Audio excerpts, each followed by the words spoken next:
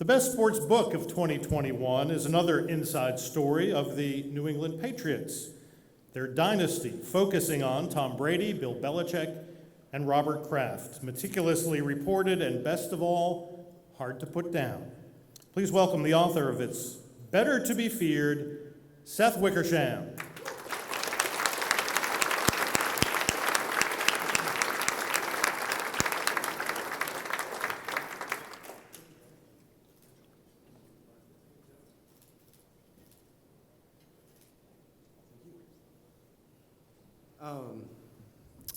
Thank you guys for all being here. Thank you for everyone who voted on the award, and it's truly an honor to win the inaugural award of something, and it's definitely something that I take to heart and care deeply about. I want to take you guys back to 1997. So I'm between my first and my second year at the University of Missouri. I know I want to be a journalist.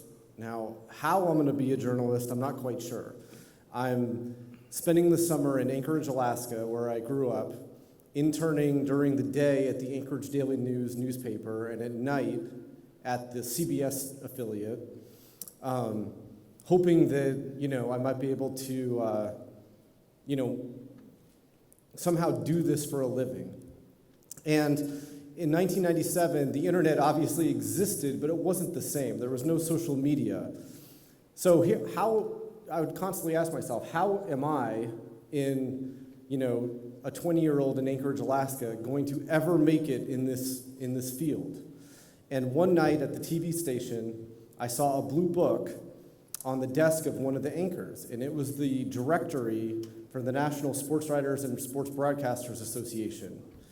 And, it's obviously, the name has changed, but I opened that book, and it was like a window had opened into a world that I had only dreamed of. Inside that book was the phone numbers, the email addresses for so many of my writing heroes.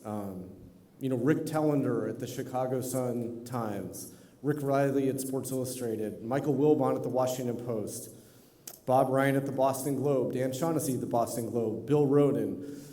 I couldn't believe it, and I had no idea, how impactful that little moment would be for me, because I wanted to know how the people that I looked up to had made it. How did they make it in this job and in this profession?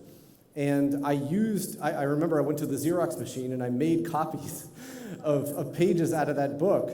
And that fall, when I went back to college, I reached out to people just kind of cold. And, I think that what the association did back then and what it does now is it really connects people.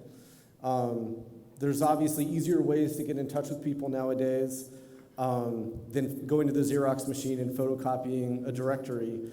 But there's nothing, we're a close-knit community, but we're spread out across the country.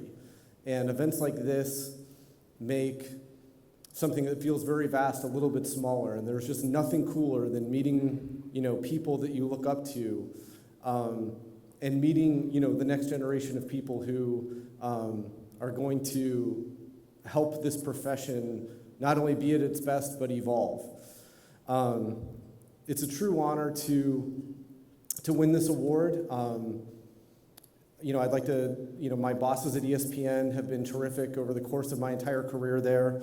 The publishing division at W.W. Norton and Live Right were terrific in helping this book come to life. It was their idea. My family, my wife Allison, and my kids Maddie and Grant, dealt with their dad working some funny hours and, in pursuit of something.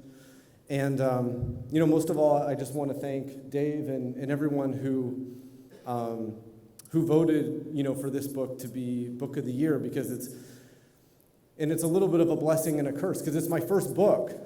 So I'm winning an inaugural award. It's all downhill from here, but I'll take it. Thank you guys so much.